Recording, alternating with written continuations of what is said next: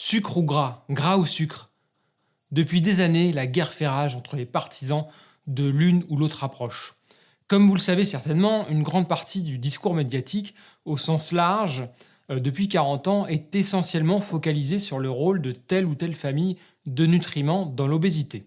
Dans les années 1980, il s'agissait plutôt de pointer la responsabilité des graisses, et depuis une dizaine d'années, c'est plutôt la responsabilité des glucides qui est pointée du doigt, avec notamment l'explosion récente des articles, des livres ou des vidéos contre le sucre. Le problème est que dans tout ce bruit de fond médiatique permanent, le consommateur, lui, se sent toujours aussi perdu et que l'on entend malheureusement plus souvent des discours idéologiques bourrés de sophismes que des arguments scientifiques posés et sourcés. Il est donc vraiment important de tout remettre à plat, d'analyser rationnellement les arguments de chacun et de voir s'il y a donc un de ces macronutriments qui pourrait expliquer à la fois la hausse des calories avalées que l'on a vu précédemment. Cette vidéo est le deuxième épisode de ma série Pourquoi on grossit. Je vous invite très fortement à voir le premier épisode si ce n'est déjà fait, dont le lien s'affiche en haut à droite et dans la description sous cette vidéo aussi.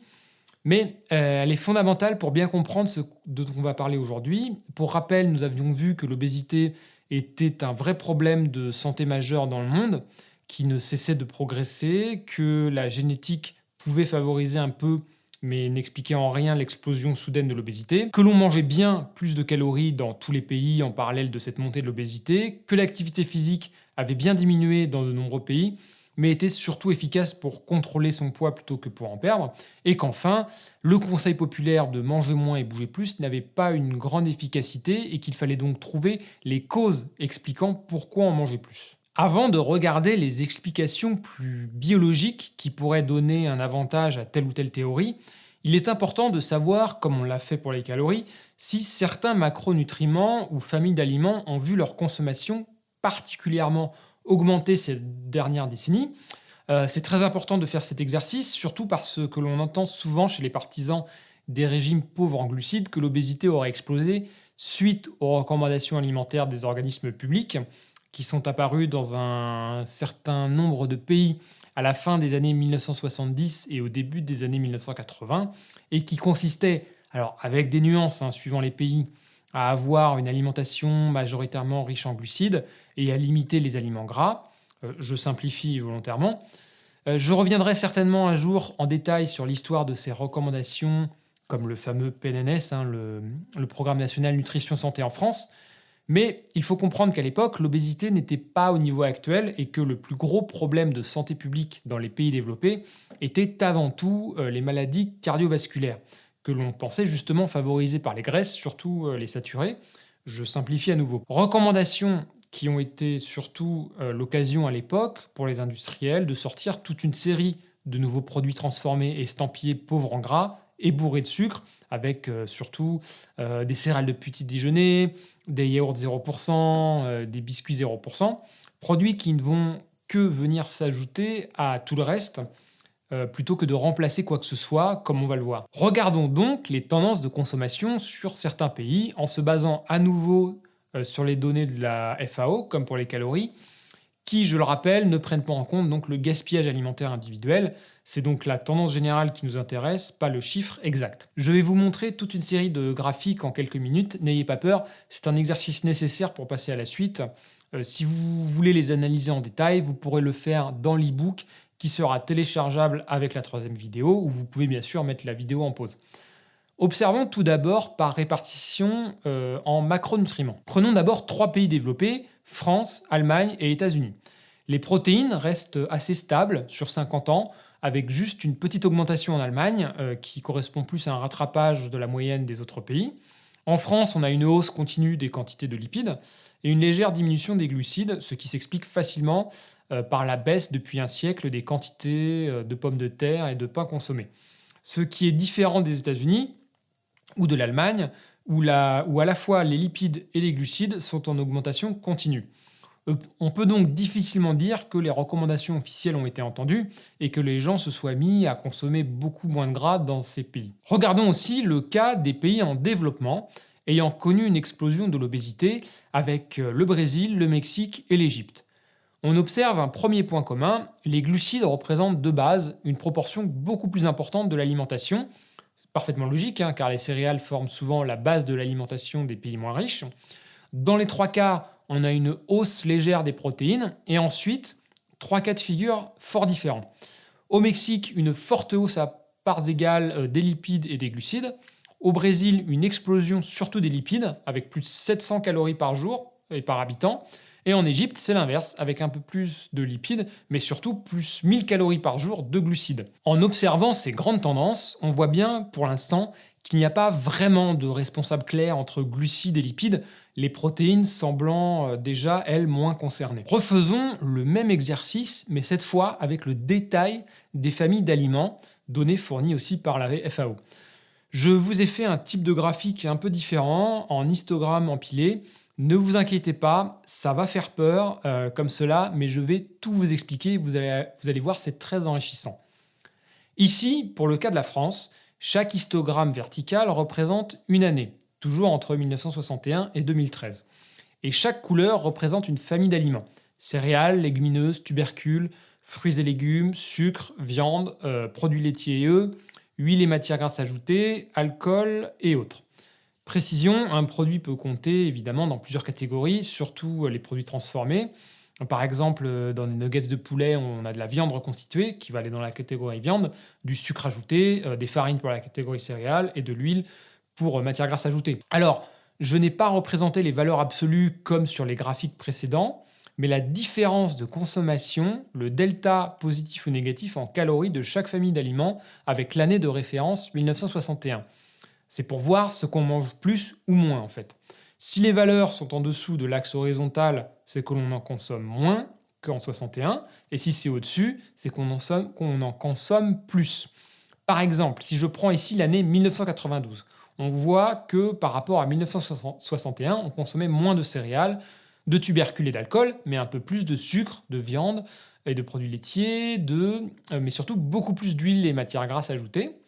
C'est donc un graphique très utile pour voir plus précisément les types d'aliments que l'on mange moins ou plus qu'avant, car on voit bien que les premières années jusqu'en 1976, il y a une compensation entre la baisse des calories venant des céréales et tubercules et la hausse de celles venant du sucre, de la viande et des matières grasses, ce qui permet de maintenir un apport calorique total relativement stable. Mais ensuite, il y a un point de rupture. Les calories en moins restent stables, mais celles en plus, surtout provenant des matières grasses ajoutées, continuent d'augmenter, avec des fluctuations sur le sucre et la viande, dont la consommation repart à la baisse un petit peu ces dernières années, à l'inverse de celle des céréales, qui est revenue au niveau de 61. Je rajoute quelques chiffres pour finir pour la vision à très long terme. En France, on consommait en moyenne 220 kg de pain par an et par habitant en 1880, 120 kg en 1950 et 60 kg en 1996. De même, on consommait 178 kg de pommes de terre en 1925, 118 kg en 1975 et 65 kg en 1996. Regardons un autre pays, le Japon, qui est l'un des moins touchés par l'obésité. On observe exactement les mêmes tendances, beaucoup de bleu en négatif, ce qui signifie de moins en moins de céréales, avec une consommation de riz divisée par 2, un peu moins de tubercules et de l'autre côté, plus de sucre, de viande, de matières grasses et un peu plus de produits laitiers et un petit peu plus d'alcool également. La différence avec la France est que la compensation a été plus efficace, plus équilibrée, ce qui est cohérent avec la croissance de l'obésité qui a été plus faible aussi dans ce pays. Restez avec moi, c'est bientôt fini, mais comme je suis fier d'avoir compilé toutes ces données dans un énorme fichier Excel et que vous ne les aviez pas vues par ailleurs, je pense, il faut aussi que vous en profitiez. Regardons maintenant le cas de figure des pays avec des taux d'obésité bien supérieurs, avec ici les États-Unis. La différence qui saute aux yeux est qu'il n'y a plus aucune catégorie dont la consommation a réellement baissé dans le temps, mais qu'au début des années 1980, on a une rupture avec plus de produits céréaliers, de matières grasses ajoutées et un peu plus de sucre, de viande et d'alcool. Cela se tasse apparemment ces toutes dernières années, à voir si la tendance se poursuit, parce que de toute façon, la croissance ne peut pas être éternelle non plus. Autre cas de figure très révélateur, le Mexique. Idem, pas vraiment de grosse baisse d'une catégorie, juste un tout petit peu moins de légumineuses, mais une explosion du sucre et plus de viande, de graisse, de produits laitiers et même un peu plus de fruits et légumes. Le sucre ici s'explique parfaitement par le fait que le Mexique soit devenu le plus gros consommateur mondial de Coca-Cola. Finissons avec l'Égypte, où l'on voit à nouveau qu'aucune catégorie n'a diminué, mais que les produits céréaliers, eux, ont littéralement explosé avec un peu plus de tout par ailleurs. Quelle première conclusion tirer de tous ces graphiques? Que du point de vue des macronutriments, il n'y en a pas un qui ressort clairement et qui serait corrélé à la montée de l'obésité dans tous les pays. Bien sûr, j'aurais pu faire comme certains en ne choisissant que les pays où les glucides ou inversement les lipides avaient augmenté, afin de confirmer mes idées reçues et vous vendre un discours totalement biaisé. Mais le but, encore une fois, ici, est de rester hors objectif. Le seul point commun est toujours l'augmentation des calories globales, mais la répartition, comme vous l'avez vu, dépend de l'historique alimentaire de chaque pays. Plus de céréales en Égypte, plus de sucre au Mexique, plus de graisse ajoutée en France, plus de tout aux États-Unis. Ce qui est certain par contre, est que dans les pays occidentaux, les fameuses recommandations officielles n'ont pas clairement fait chuter la consommation des graisses. Et retenez dans un coin de votre tête, quand on abordera dans la conclusion les actions politiques à mettre en place, qu'à la vue de ces graphiques aussi, ces recommandations semblent surtout clairement totalement inefficaces dans leur objectif de diminuer l'obésité et de faire manger moins gras et moins sucré, ou d'augmenter aussi les quantités de fruits et légumes. Passons maintenant en revue les explications possibles pour chaque macronutriment. On vient de le voir, les protéines, toutes sources confondues, animales et végétales, ont peu ou pas augmenté comparativement aux glucides et aux lipides. Les quantités de viande ont-elles effectivement tendance à augmenter, plus ou moins suivant le niveau de départ, mais c'est une augmentation surtout corrélée avec le niveau de vie, la consommation de viande étant vue comme un symbole de richesse. Les pays en développement ont tendance à rattraper la consommation des pays développés depuis 20 ans. Et dans ces derniers, on est sur une tendance à la baisse ces dernières années. Après tout de même, il faut être très clair, après un siècle de très très nette augmentation. C'est important à noter. Côté végétal, la consommation de légumineuses a tendance à stagner ou à diminuer partout, d'autant plus si elle faisait partie de l'alimentation traditionnelle, comme les haricots rouges au Mexique. Il faut aussi garder en tête un point important. Les viandes grasses contribuent évidemment également à l'apport en lipides, sans parler des produits transformés type nuggets, cordon bleu et autres horreurs, qui, eux, vont contribuer à la catégorie matières grasses ajoutées. Élément suivant, on a vu dans le chapitre sur les calories que la digestion des protéines demande un peu plus d'énergie. C'est le macro le plus coûteux métaboliquement, et on le verra en détail aussi plus tard, c'est le macronutriment de loin le plus rassasiant. On peut regarder du côté des études qu'on appelle en anglais d'overfeeding, de suralimentation, c'est-à-dire le fait de faire manger aux gens plus de calories que leurs besoins et de voir ce qu'il se passe. J'ai trouvé plusieurs travaux sur le sujet dans lesquels, pour faire simple, les chercheurs s'amusent à faire varier les ratios et les quantités de protéines dans différents groupes. Et en résumé, une suralimentation en protéines fait prendre clairement beaucoup moins de poids qu'une suralimentation en graisse ou en glucides équivalente en calories, c'est important, et que cela a aussi un impact évidemment sur la prise de masse musculaire, à condition que ce soit en parallèle d'un entraînement physique, évidemment. Je précise que je ne suis pas en train de dire si oui ou non il faut faire un régime hyperprotéiné pour perdre du poids, ni quelle quantité serait idéale. Nous sommes juste en train de voir si les protéines peuvent être une cause de l'épidémie d'obésité.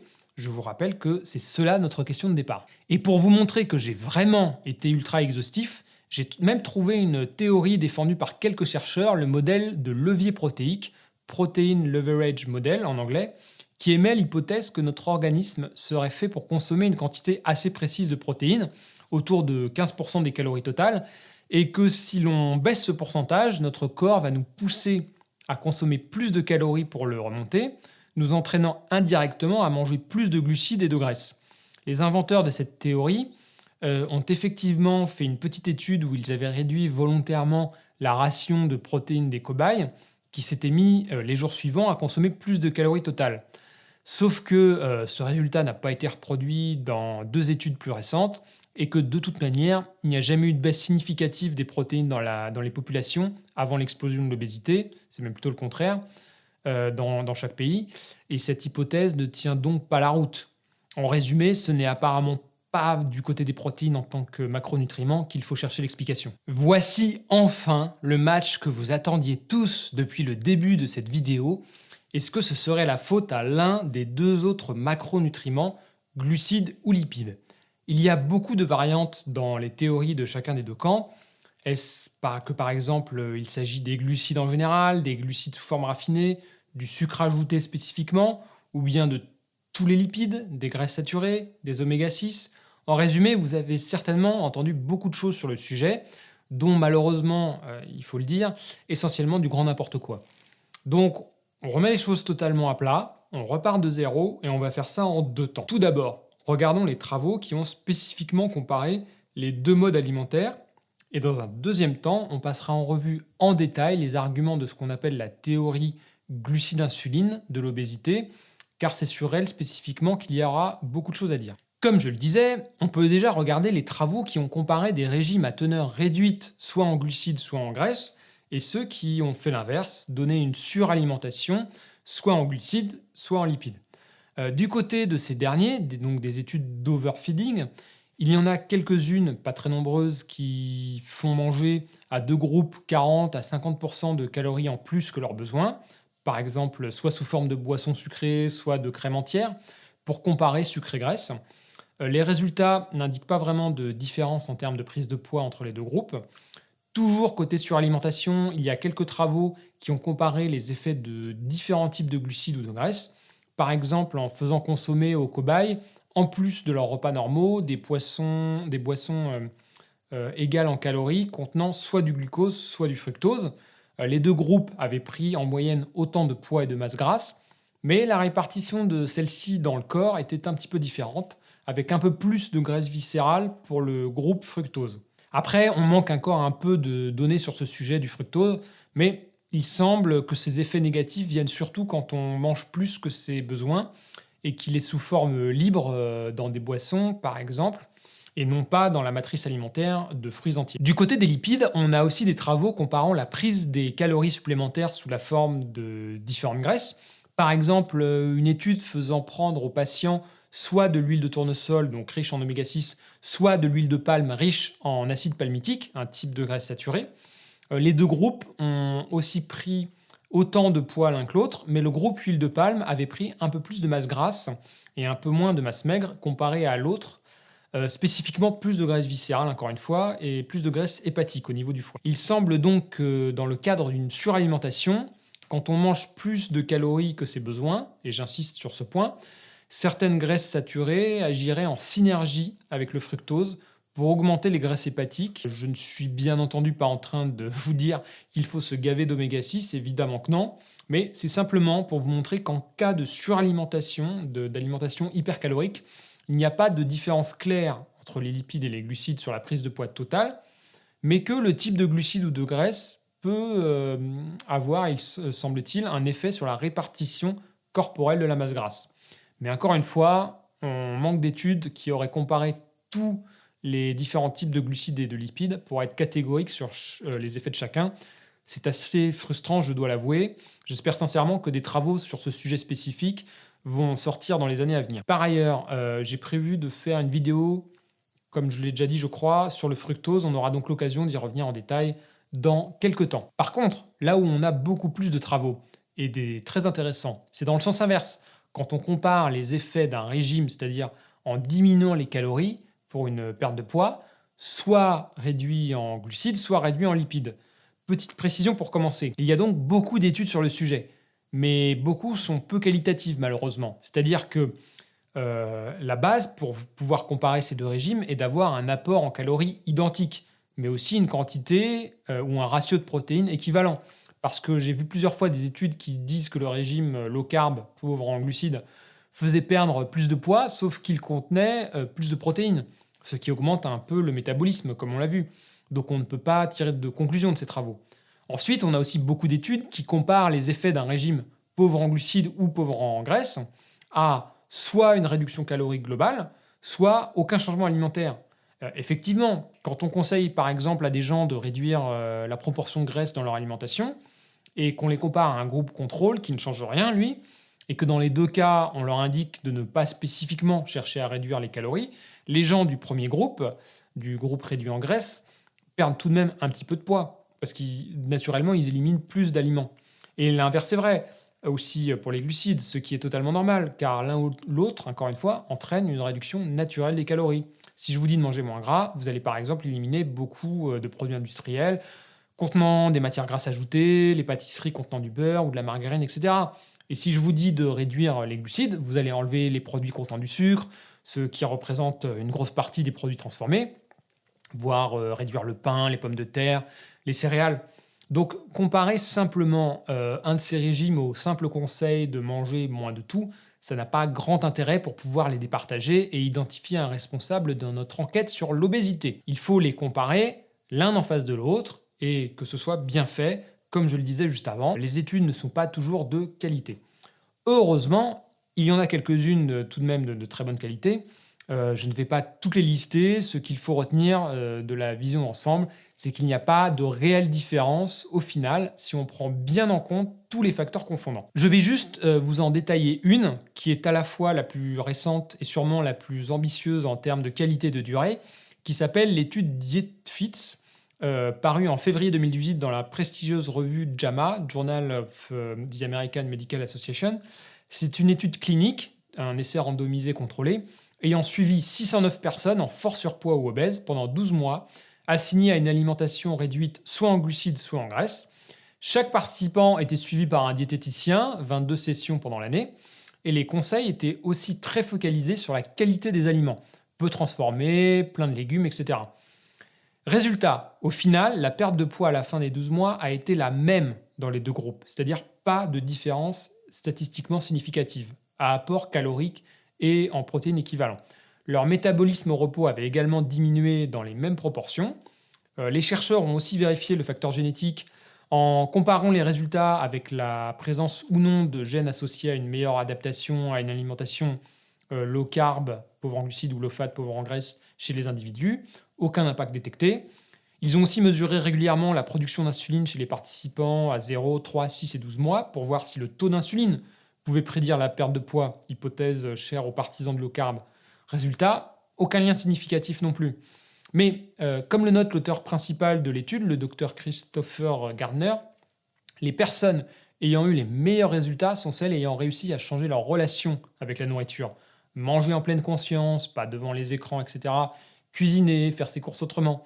Les conseils des diététiciens se concentraient aussi beaucoup sur une personnalisation de la satiété, optimiser l'alimentation pour que personne ne se sente dans une restriction trop dure.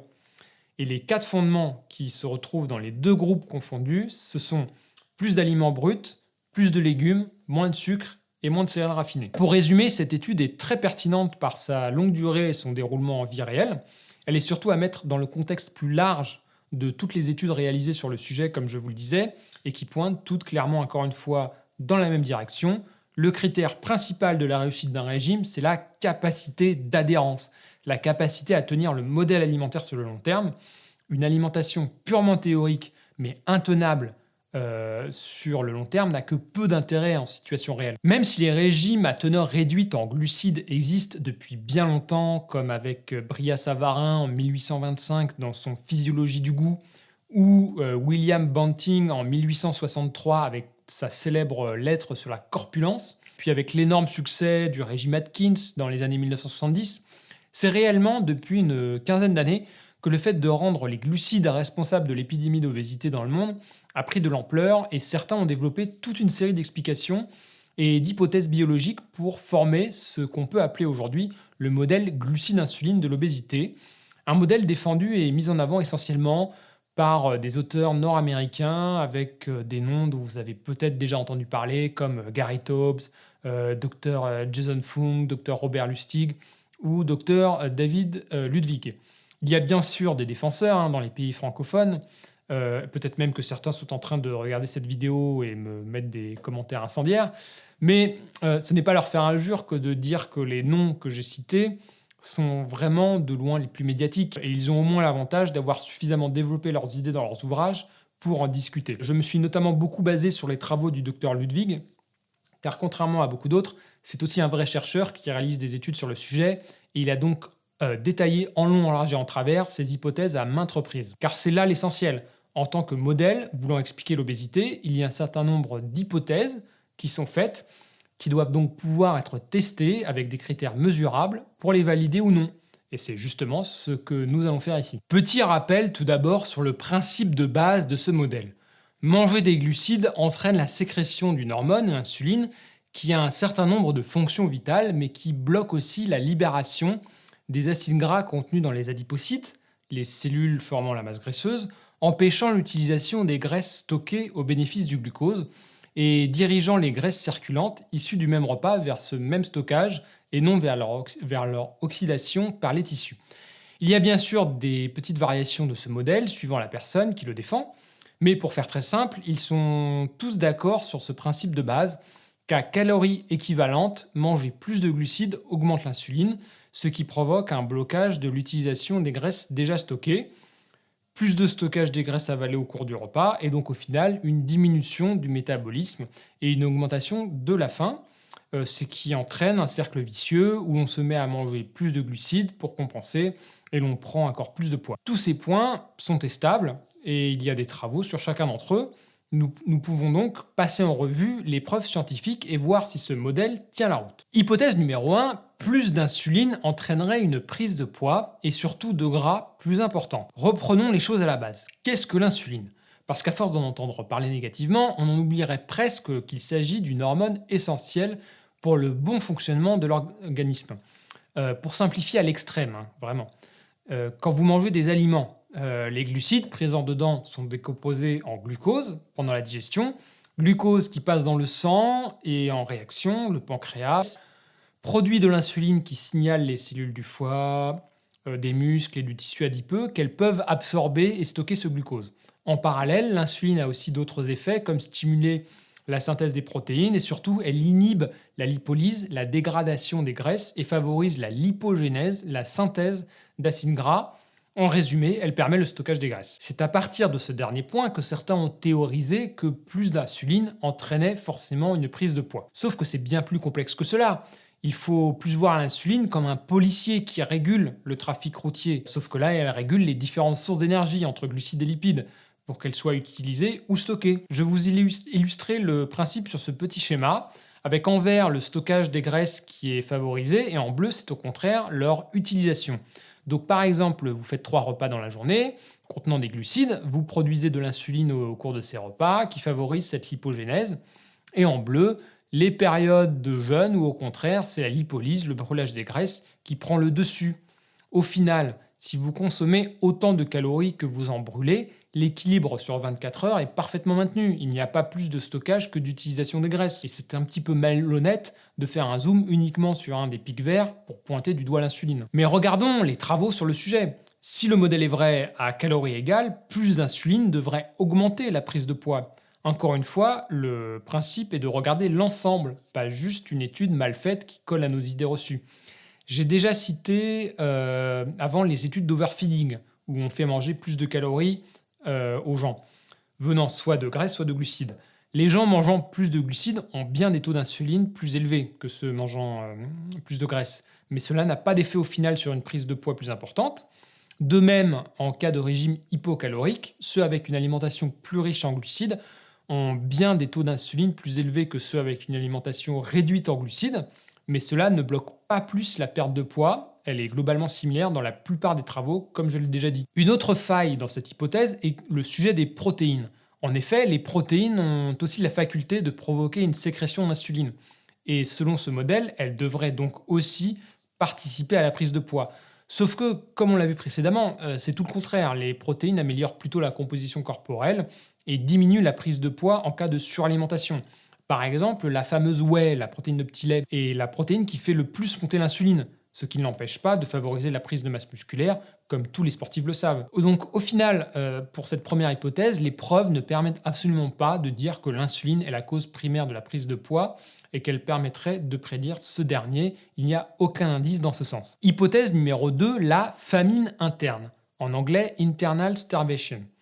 Le modèle glucide-insuline défend aussi l'idée que l'insuline, en bloquant les graisses stockées et en favorisant l'utilisation uniquement du glucose comme source d'énergie, entraînerait une chute de ces sources d'énergie dans la circulation sanguine, ce qui provoquerait une augmentation de l'appétit et donc une hausse de la consommation alimentaire. Si cette hypothèse est juste, on devrait trouver dans le sang des personnes obèses et en surpoids des niveaux de glucose et d'acides gras inférieurs à la normale.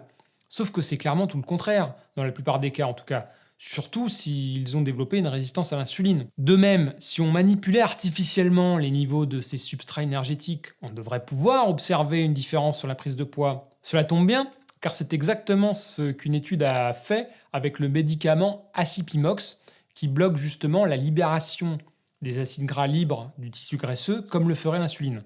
Résultat, la prise de ce médicament pendant 6 mois n'a eu aucun impact sur la quantité de calories consommées, le métabolisme et la composition corporelle. Hypothèse numéro 3, complémentaire du point précédent, une alimentation riche en glucides devrait par nature stimuler plus l'appétit et diminuer la satiété, et à l'inverse, une alimentation pauvre en glucides devrait diminuer l'appétit par comparaison. C'est notamment l'un des principes des régimes basés sur le fameux indice glycémique. Et là, je pense que certains vont un petit peu tomber de leur chaise, mais encore une fois, l'important, ce sont les faits, les données objectives. Pour ceux qui ne le savent pas, l'indice glycémique est un score représentant la capacité d'un aliment à faire monter la glycémie, le taux de glucose dans le sang, par rapport à un score de référence de sang pour le glucose pur. Et il y a la charge glycémique également, qui est un concept qui prend en compte en plus la quantité de glucides contenus dans l'aliment. Avec un coup d'œil rapide à certaines études, sans bien les lire, on pourrait croire effectivement que les régimes à faible indice glycémique diminuent bien la faim par rapport à une alimentation à indice glycémique élevé et que ces variations du taux de glucose et d'insuline sont bien une explication à la prise de poids. Sauf que non. En fait, si on prend bien en compte tous les autres facteurs, c'est-à-dire les quantités de protéines, de fibres, la densité énergétique, la palatabilité des aliments, l'indice glycémique en lui-même n'a aucune influence sur le contrôle du poids ou de l'appétit. S'il fonctionne, c'est souvent parce qu'il s'agit d'alimentation plus riche en aliments bruts, avec notamment donc plus de fibres, de protéines et une plus faible densité énergétique. Dans l'étude DietFits dont je vous ai parlé juste avant, il y avait une différence du simple au double sur la charge glycémique de l'alimentation réduite en glucides par rapport à celle réduite en lipides, sans aucun impact au final sur la perte de poids. Dernier point important, une étude majeure parue en 2015 dans le journal Cell a étudié justement l'impact des aliments sur la glycémie chez 800 personnes en prenant tous les facteurs en compte, comme la flore intestinale, le temps passé depuis le dernier sommeil ou la dernière activité physique, le contenu des repas précédents, etc. Et les chercheurs ont montré qu'il y avait de fortes variations d'une personne à l'autre et que tous ces facteurs avaient aussi une influence sur les variations pour un même individu. En résumé, il faudrait avoir un tableau personnalisé de valeurs d'indice glycémique pour chacun, ce qui est un petit peu compliqué d'un point de vue pratique. Pour finir sur ce sujet de l'appétit, un mot rapide sur un cas particulier, l'alimentation cétogène. Pour rappel, il s'agit d'une alimentation à base essentiellement de lipides, très modérée en protéines et quasiment sans glucides, moins de 50 grammes en moyenne, ce qui a pour effet de faire produire des corps cétoniques par le foie, des molécules qui remplacent le glucose comme source d'énergie. On peut déjà dire que cela ne pourrait pas être une explication de l'épidémie d'obésité à partir du moment où il ne s'agissait pas du modèle alimentaire l'ayant précédé, à part quelques populations très spécifiques. Donc ça ne rentre pas vraiment en compte dans notre recherche des causes globales.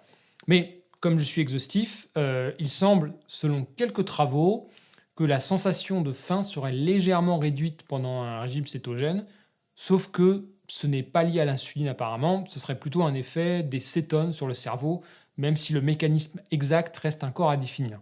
Bref, je mets un gros point d'interrogation pour le moment là-dessus. Hypothèse numéro 4, un métabolisme plus important. Autre point défendu par les partisans du modèle, une alimentation pauvre en glucides entraînerait une augmentation du métabolisme, c'est-à-dire qu'à calories avalées égales, le corps en brûlerait plus qu'avec une alimentation riche en glucides. Là encore, on peut parfaitement tester cette hypothèse en mesurant le métabolisme des gens, en les mettant dans une chambre métabolique, par exemple. Si on regarde les 29 études disponibles sur le sujet, une partie montre un léger avantage métabolique pour les régimes pauvres en graisse, une autre partie pour ceux pauvres en glucides, une autre partie aucun avantage du tout, et dans tous les cas, les variations sont bien trop faibles pour avoir une signification pratique. Il n'y a pas d'avantage visible et généralisable dans un sens ou dans l'autre. Donc non, les preuves disponibles ne permettent absolument pas de dire qu'une alimentation pauvre en glucides augmenterait le métabolisme. Finalement, à l'heure actuelle, ce modèle glucide-insuline n'est absolument pas soutenu par des preuves scientifiques solides pour expliquer l'épidémie d'obésité. Alors, je suis sûr que certains d'entre vous sont déjà en train de m'écrire des commentaires enragés pour me dire que c'est faux, qu'ils sont sortis du surpoids grâce à un régime pauvre en glucides, que je suis vendu aux industriels ou je ne sais quoi. Encore une fois, il faut être capable de regarder les faits avec objectivité, même si cela va à l'encontre de nos idées reçues. Rappelez-vous de mon introduction dans la première vidéo. Il ne s'agit pas de nier vos résultats personnels, mais de chercher les causes originelles et globales de l'obésité. Et si un régime low carb a fonctionné pour vous, c'est formidable, vraiment. Le plus important est d'atteindre vos objectifs. Mais ce n'est simplement pas à cause des mécanismes que l'on vient de passer en revue que vous y êtes arrivé. Et ce ne sont pas eux qui sont à l'origine de l'épidémie d'obésité. C'est parce qu'en diminuant un macronutriment entier, on élimine automatiquement toute une série d'aliments, ce qui permet de réduire les calories avalées plus facilement. Et c'est aussi bien valable pour les glucides que pour les lipides. De même, les gens vont souvent améliorer la qualité des aliments en faisant attention à leur assiette, avec plus d'aliments bruts, plus de fibres, voire plus de protéines, ce qui augmente la satiété. Ce n'est pas parce que le modèle insuline n'est pas la bonne explication que je suis en train de vous dire de vous gaver de sucre, hein. Et si on parle spécifiquement de perte de poids, le plus important est l'adhérence, c'est-à-dire la capacité à suivre le modèle alimentaire sur le long terme. C'est le facteur de réussite numéro 1. Si beaucoup de régimes échouent, c'est avant tout parce qu'ils sont trop restrictifs et que la plupart des gens arrêtent de les suivre au bout d'un moment. Alors si par rapport à vos goûts personnels, vous êtes plus à l'aise avec soit une alimentation un peu plus riche en glucides, soit une alimentation un peu plus riche en lipides, prenez ce qui vous va à partir du moment où cela vous convient, évidemment. Donc après, il y a d'autres paramètres à prendre en compte, comme le type de sport que vous pratiquez, d'éventuels problèmes de santé, mais il n'y a pas de règle absolue, c'est de l'individuel à ce niveau-là. Mais alors, c'est bien gentil tout ça, mais si ce ne sont ni les graisses ni les glucides qui sont responsables par essence de l'épidémie d'obésité, vous commencez à vous demander s'il y a bien une cause que l'on pourrait mettre en avant. Est-ce que personne n'est responsable? Continuons comme avant, ne changeons rien? La réponse est évidemment que non. Une partie de cette réponse se trouvait déjà dans la vidéo d'aujourd'hui, quand nous avons vu les catégories d'aliments que nous mangions plus ou moins depuis 50 ans. Si vous vous rappelez, il y avait finalement un peu de tout, notamment des matières grasses ajoutées, du sucre, moins de fruits et légumes, des caractéristiques typiques d'une alimentation très riche en produits ultra transformés, qui sont le vrai changement alimentaire majeur dans nos assiettes depuis 50 ans. Comment notre cerveau est devenu accro à ces produits, c'est ce que nous verrons dans la troisième et dernière partie de cette série. D'ici là, prenez soin de vous, vive l'esprit critique et vive la science.